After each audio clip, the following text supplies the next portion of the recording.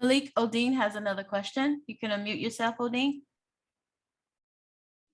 Got it. Thank you. I just wanted to also know, what are some things that you look at when you're considering maybe taking profits?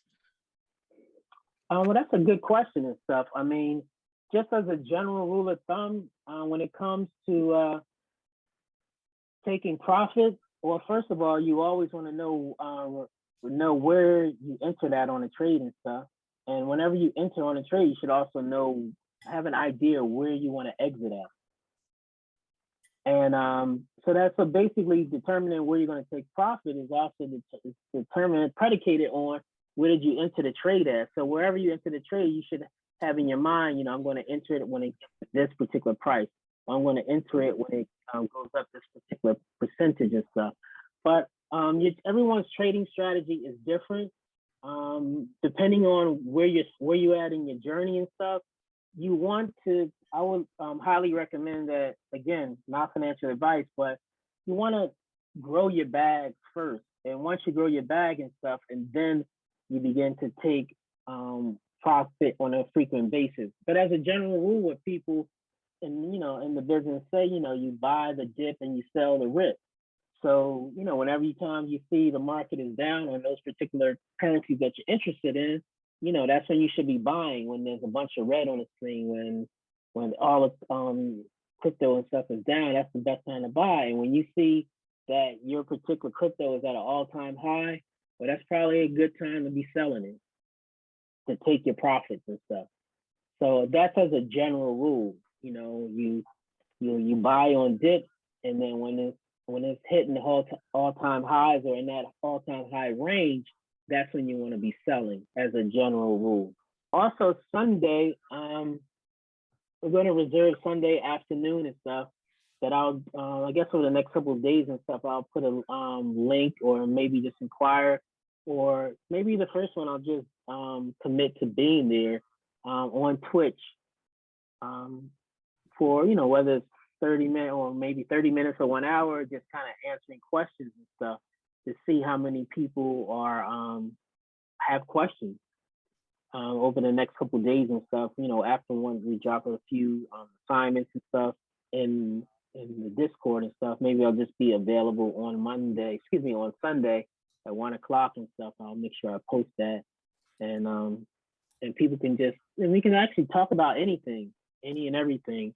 In the class and stuff, we're trying to keep it structured so we don't go off different tangents and stuff, and trying to keep it, strictly on pace and stuff, at a pace and also material and stuff that I think is conducive to actually learning. But on Sunday and stuff, I wanted to utilize that as an opportunity to talk about anything as it pertains to crypto, or maybe some people may have career questions about pursuing a job in the industry, or just questions that may be more relevant to their personal situation and stuff. There's a question in the chat, Malik. Were there any book titles shared? I don't believe so. Not yet, but I intend as we progress and stuff to drop some book titles and stuff in there, and that's why I want to encourage you guys to have a library card, because I wouldn't expect you guys to go out and buy any books when you can get them from the library for free. There's another question. When will this video be shared? I'm going to say, give us a couple of days to do some editing, and Malik will probably put a link up in Discord. Okay. That's what I'm going to say, but what matters is what Malik says. Yeah, we'll do that once we kind of, I guess, edit it and compress it down and stuff, and go back and look it over.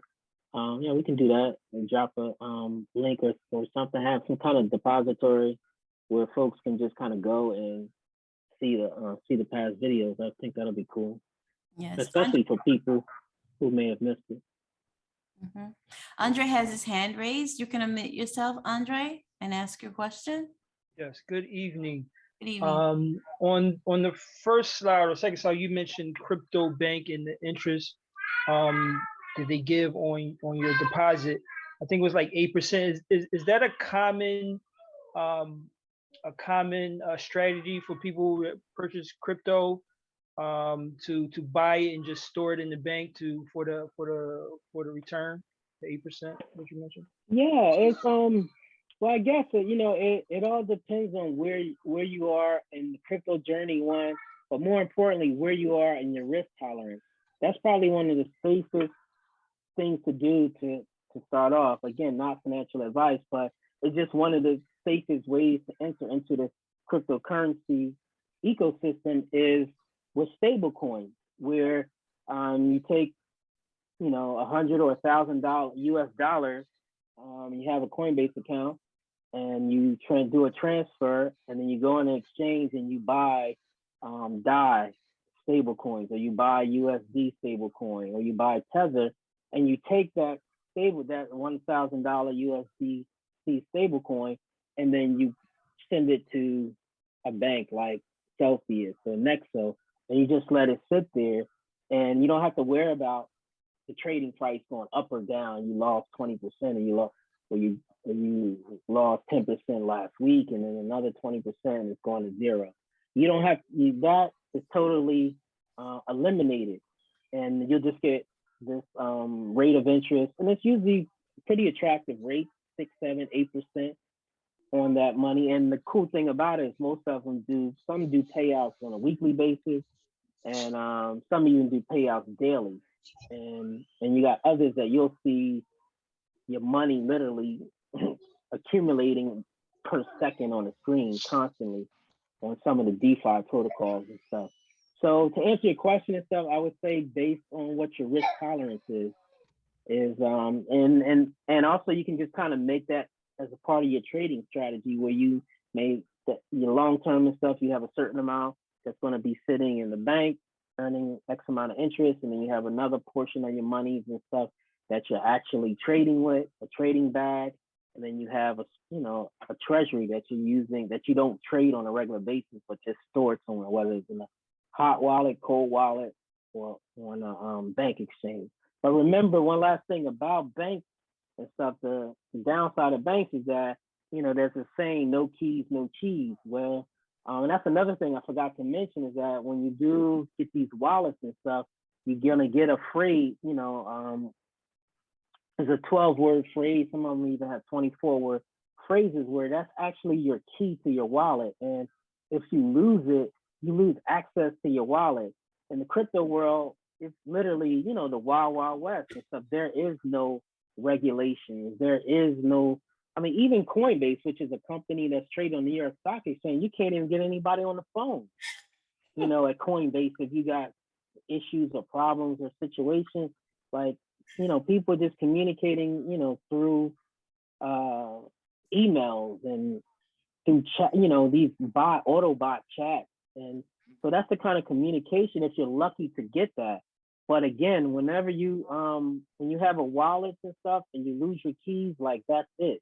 It's just gone. So, you want to be mindful of whenever you have your wallets and stuff to put your keys in a safe place. But the thing is that when you put it into a bank, they have control of it.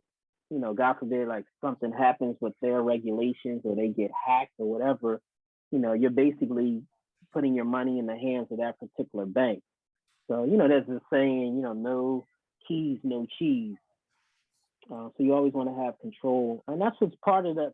When you look at the big picture, that's what this is really all about, is this sovereign wealth, to have that kind of financial freedom where you're able to do any and everything with your own money at any time and stuff. But again, sometimes, your trading strategies kind of change over time, or you make adjustments and stuff, but just try to weigh the pros and cons of at every phase and step of the way. And another thing I want to mention is that when you do begin to trade and stuff, never have all your assets all in one location. Again, because the industry is just so unregulated that if something does happen, you don't want to just be totally wiped out. So as you grow your bags and stuff, you want to cut them up and have them stored in different places, and you want to use multiple exchanges and stuff, because God forbid if something happens and stuff, you just don't want to be totally wiped out.